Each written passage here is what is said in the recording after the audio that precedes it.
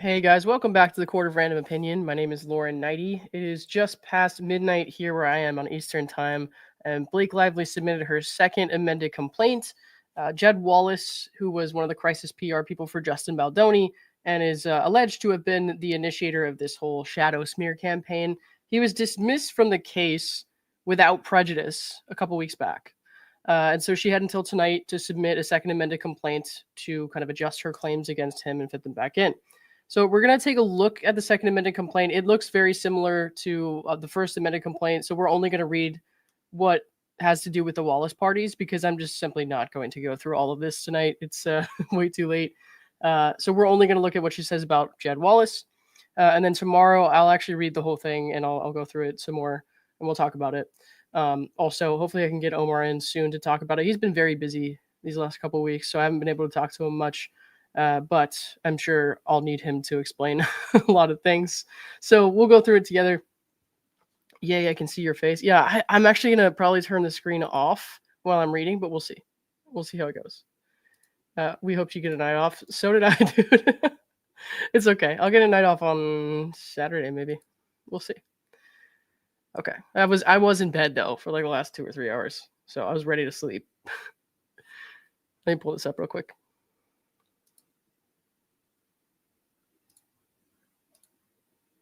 Okay. 1 second.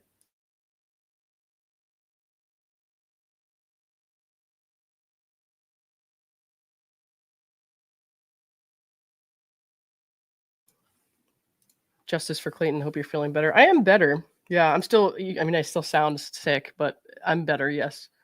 I can I can stay awake now. It's fine. Lauren, are you taking meds? Like which kind? All right. So we'll start here at G, where they're saying Wayfarer engages Melissa Nathan, tag Mr. Wallace in street relations on behalf of Mr. Baldoni to launch a retaliation campaign against Miss Lively. As the film's release date of August 9th drew closer, the Wayfarer parties and others continued to pursue a strategy on behalf of Mr. Baldoni and Wayfarer to arm themselves against the possibility that Ms. Lively or others might go public with the claims against Mr. Baldoni or Wayfarer. Let me turn my fan on real quick. Give me 1 second.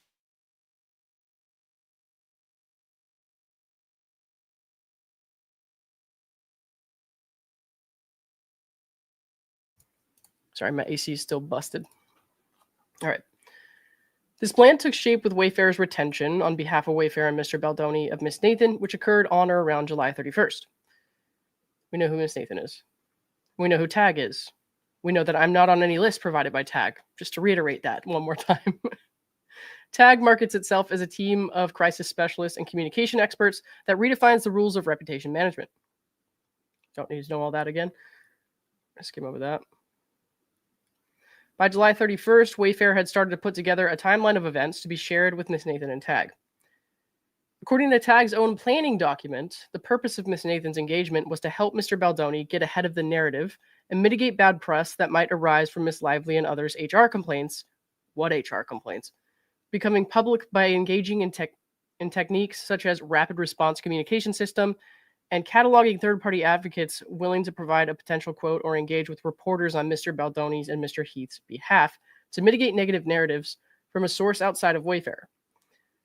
On August 1st, before any of the cast sat down for interviews at the film's press junkets, Miss Abel stated to Mr. Heath and Wayfarer personnel that she had held an in-person meeting with a contributor to People, Fox News, In Touch, and Us Weekly. Ms. Abel explained that during the meeting she had fully briefed the contributor of the situation with Miss Lively. Ms. Abel stated that the contributor was armed and ready to take this story of Blake weaponizing feminism, where's the lie, and assured Mr. Heath that the contributor will do anything for us. The irony of Mr. Baldoni accusing anyone of weaponizing feminism, I hate you, let alone the woman who had edited the film for which Mr. Baldoni was poised to take credit. He was the director of the film. You guys suck. And I know this was all in the first amended complaint, but I just want to reiterate, you guys suck for that. Does not appear to have been discussed at Miss Abel's dinner with her longtime friend. All right. We've seen all this before. I just want to get to where they're talking about Wallace. Like I said, tomorrow we'll have a longer talk about all this stuff. I just got to get through the newer stuff tonight. Okay. I'm having reckless thoughts of wanting to... I forgot about this. I'm having reckless thoughts of wanting to plant pieces this week of how horrible Blake is to work with. Just to get ahead of it. She's putting us through hell. I think that was funny the first time, but it's still funny. I mean, that's totally something I would say. I'm having reckless thoughts of... And then you say something that you would not do because it's crazy. All right. So this is where they were quoting like how much it would cost for them to do these social media plans, and they were talking to Jamie. But what they leave out here, I believe, is they elected not to do the ones that they were quoting them on. They did not want to do this one with the crazy stuff in it that they're accusing them of. And like I said, tomorrow I'll give it a full read and I'll have a better way of articulating that. But tonight is past midnight and I'm just trying to get to the new stuff. So, all right. On information and belief, TAG engaged Mr. Jed Wallace around this same time in early August 2024 to design and implement their social combat plan. Mr. Wallace identifies as a self-employed public relations consultant, and on information and belief has described himself as a hired gun with a proprietary formula for defining artisan trends. On information and belief, Mr. Wallace specializes in executing confidential and untraceable campaigns across various social media platforms, including TikTok, Instagram, Reddit, and X, to shape public perception of his clients and their adversaries and to perpetuate those perceptions. I noticed they didn't put YouTube in there. So why the fuck are you asking for my bank account? Mr. Wallace himself has no online presence. He does not appear to have any public profiles on Facebook, Instagram, X, or LinkedIn. One Los Angeles publicist recently stated publicly, I imagine Jed has no interest in having his name out there. I imagine all his work is word of mouth, and he doesn't want to be known, because if he's the guy who makes things untraceable, that's the value. And that's why you're being sued. Mr. Wallace owns and serves as the director, president, and secretary of Street Relations. Street Relations is self-describes as a crisis mitigation firm engaged by clients to help navigate real-life human crisis, threats, trauma, and mental health concerns. It helps primarily families and individuals when they find themselves unjustly attacked, extorted, doxxed, swatted, scammed, or need help navigating through the most frightening situations. Street Relations' roster of clients include high-profile and high-net-worth clients for whom it performs public relations services, including by contracting with other public relations and brand management firms to perform discrete work that facilitates larger public relations strategies. Mr. Wallace and defendant's counsel Brian Friedman have a close relationship that predates this litigation. In an August 13th, 2024 text, Ms. Nathan inquired about whether she should create a signal thread between herself, Ms. Abel, and Mr. Wallace, in case you need Mr. Wallace to connect you to Mr. Friedman because they're very close. Okay. Defendant TAG and Ms. Nathan also have a relationship with Mr. Wallace that preceded this litigation. As TAG confirmed in its answer to the first complaint Ms. Lively filed in this court, Ms. Nathan worked with Mr. Wallace on previous matters, and TAG retained him to work with them on behalf of defendant Wayfarer and Mr. Baldoni. On information and belief, TAG retained Mr. Wallace and his company Street Relations to weaponize a digital army around the country, including in New York and Los Angeles, to create, seed, manipulate, and advance disparaging content that appeared to be authentic on social media platforms and internet chat forums, including the specific platforms Ms. Abel told Mr. Baldoni they would focus on: Reddit, TikTok, and Instagram. Once again, none of those, they're not YouTube. So what the fuck you want my credit card number for? The Wayfarer parties engaged in social manipulation with the assistance of Mr. Wallace. On August 7th, after discussing the social combat plan with Ms. Nathan, Ms. Abel corresponded with other TAG personnel regarding what she referred to as social manipulation. One second.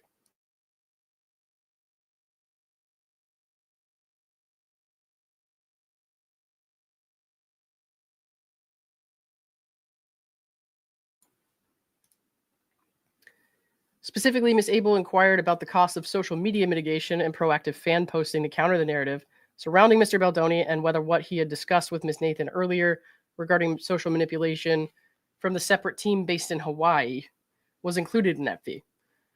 On information and belief, the referenced team based in Hawaii worked with Mr. Wallace and or at his direction. Still don't know what they're talking about there. The same day, TAG indicated their intent to leverage social to quiet/kill media coverage regarding public suspicions relating to Mr. Baldoni's disconnect from the film's cast. Not a crime. Actually, just a decent part of his job that he signed on for was probably to monitor stuff like that. I don't know if they actually had to kill anything or not, but sounds like what a PR person's supposed to do. What's the deal? Okay. The next day on August 8th, the TAG team met with Mr. Wallace and his team to bring them up to speed so they can hit the ground running. On information and belief following that meeting, Mr. Wallace was in regular contact with most of the defendants. For example, on August 9th, Wayfarer and other members of the TAG team texted to discuss that the narrative that was shifting online to point finger at Ryan being overly involved. In response to a text to Mr. Baldoni, a TAG employee responded, "We flagged to Jed and his team as well." Okay. On August 13th, the Hollywood Reporter announced the retention of Ms. Nathan and TAG on August 13th. Okay. That report stated in part, the news comes days after sleuths flooded TikTok with speculation about an alleged rift between Baldoni and his cast and crew, including co-star and producer Blake Lively, as well as Hoover. Chatter spiked when fans noticed Baldoni's absence from joint press events and the lack of group photos of Lively and Baldoni together at the New York premiere, August 6th. Some also pointed out that neither Lively or Hoover nor the rest of the cast follow Baldoni on Instagram, though he follows them. All right. So a lot of this stuff is just the same. So we'll scroll down a little bit.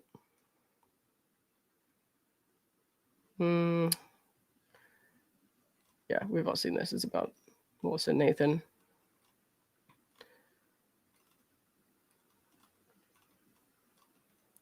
And I know the section they added is going to be closer to page 94. So there's going to be a lot we can skip through here.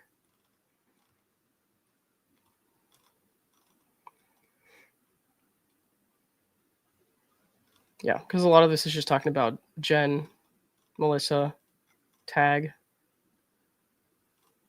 Not a lot about Jed here. Hang on. Okay, so we've seen where they're saying we flagged to Jed and his team for more serious action on the social side. Ms. Abel instead declared she was flagging the women's post to Mr. Wallace for more serious action on the social side. Either way, meaning Ms. Abel was calling for Mr. Wallace to take action against the woman without any regard to whether she was reporting the truth. What was this?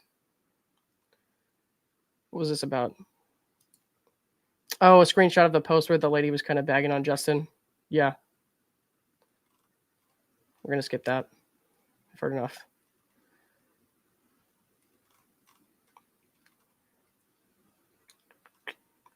I don't need to read about Blake Brown launch.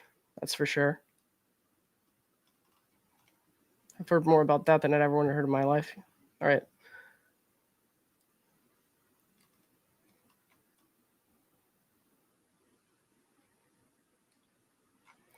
Give me 1 second, guys.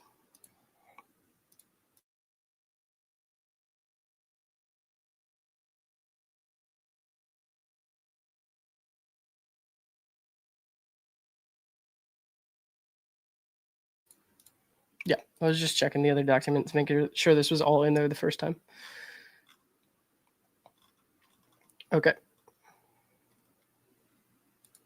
I don't know if that was. I say probably not. 293.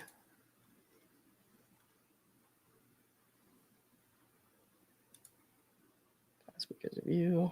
Okay, so everything after this, that's all in the black lines, all the redacted stuff. That's like the new stuff, I think. Yeah, all the way down here.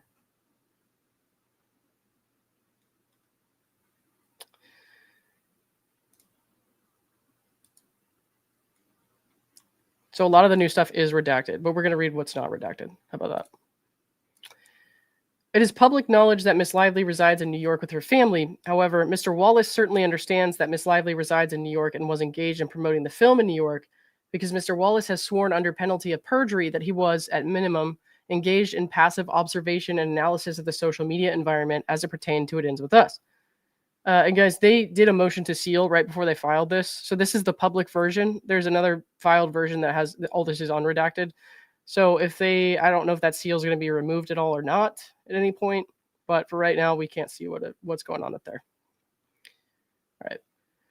That social media environment was rife with posts demonstrating Miss Lively's connection to and residence in New York, and the efforts to promote the film in New York, including by Mr. Wallace and street relations co-conspirators. For example, simultaneously with Miss Nathan's initial outreach to Mr. Wallace, Miss Lively posted photographs on her Instagram account showing interior shots of her New York City apartment, partly to promote the film. The Instagram post included the hashtag It Ends With Us movie. As one example, on August 4th, 2024, Miss Lively posted a photograph of herself inside her apartment with the hashtag It Ends With Us movie and the caption Blue Jean Baby NY Lady. Why did I just read that? Oh, what? I wish I hadn't, but all right. Another example, August 3rd, 2024, Miss Lively posted a photograph on Instagram of her standing on a New York City sidewalk with the tag It Ends With Us movie and a caption stating in part, "Thank you for having me on Kelly and Mark airs Wednesday," a reference to having just taped an interview on Live with Kelly and Mark, an ABC talk show that tapes in New York City.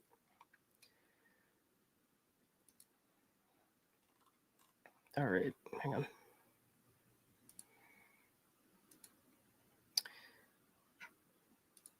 On August 5th, People published an article titled "Blake Lively Shares a Look Inside Her NYC Apartment with Ryan Reynolds," listing the social media post that Miss Lively had posted in connection with the It Ends With Us promotional tour.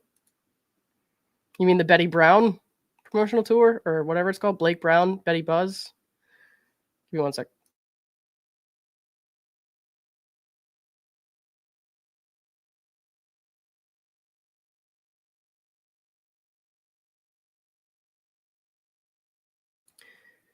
WTF is this?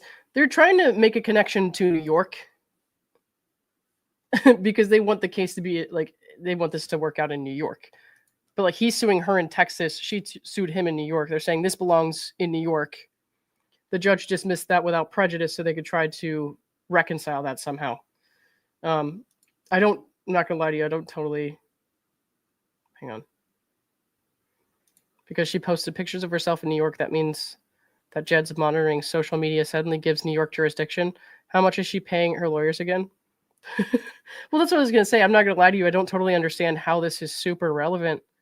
Like an Instagram post with hashtags. Okay. I mean, I guess we could try to make that work. We'll just keep going. On August 6th, Page 6 posted a story titled "All of the Times." Interior designer Blake Lively shared a glimpse of her and Ryan Reynolds' rustic NYC apartment, listing the many previous occasions on which Miss Lively had shared that information on her social media. Leah Bitsky, All the Times interior designer, and then they're just quoting. Okay, whatever. Anyone engaged in passive observation and analysis of the social media environment as it pertained to It Ends With Us would have been aware of these posts and hence of Miss Lively and her family's residence in New York. While Mr. Wallace swore that he concluded work related to Justin Baldoni in early November 2024, and the court relied on that sworn statement in granting his motion to dismiss, and then there's a bunch of redacted shit, of course, and other documents produced in discovery make clear something that we can't see. Okay, that's great.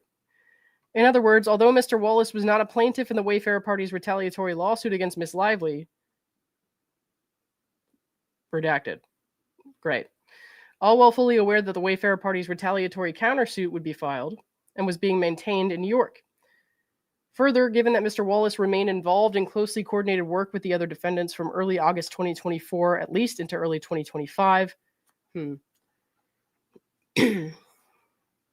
So I guess they're saying they somehow found that he was still involved with them for at least a couple of months past when he said he was done with them. But we have no idea what that is because it's redacted. And also we know now that they are very much misrepresenting the truth with their wording in these filings because they insinuated that I was on a tag list. So I don't really know what to make of this, to be honest. Okay. It is implausible that he would not have learned during that time, and certainly prior to the filing of the retaliatory lawsuit and the construction of the related website, that Ms. Keese and Ms. Coslow were New York residents actively transacting business in New York on behalf of TAG and otherwise in order to perform numerous overt acts in furtherance of the conspiracy. So yeah, all the important stuff right here is like stuff we can't see where that's coming from. That sucks. Okay. Let me see. The defendants and their agents continue to perpetrate their retaliation campaign against Miss Lively. That's back to the stuff that was in the first amended complaint. So we might be kind of at the end there.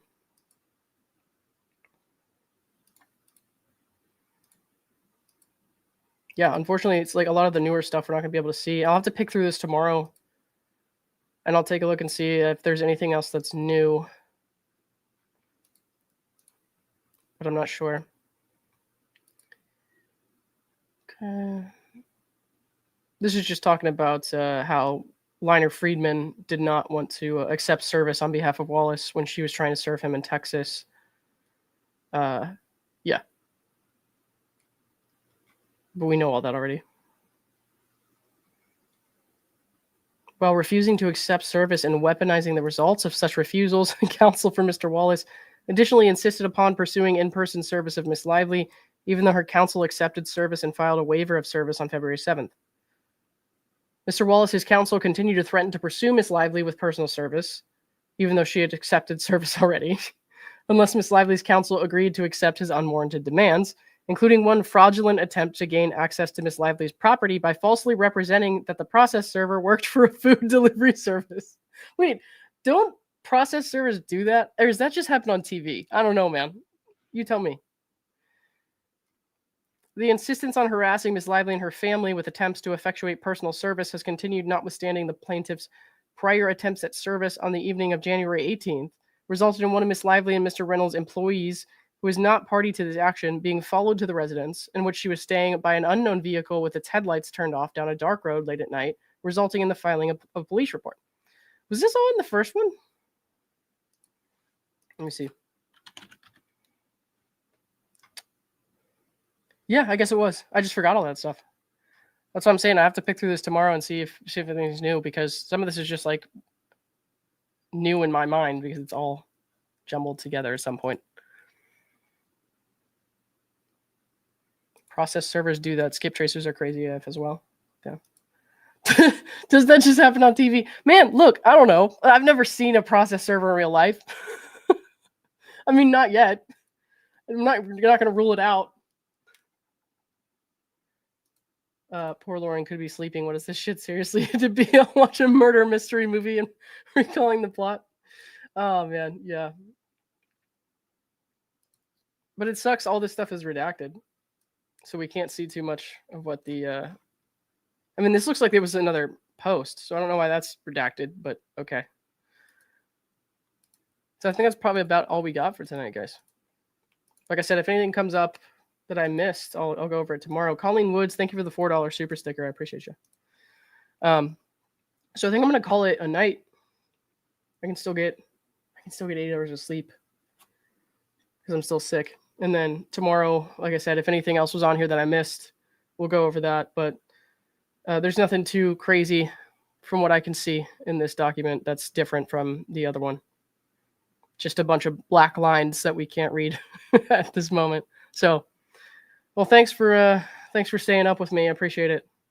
It would suck to have read this just for myself. I don't know. That would have sucked. So, all right. Bye, guys. I'll see you tomorrow.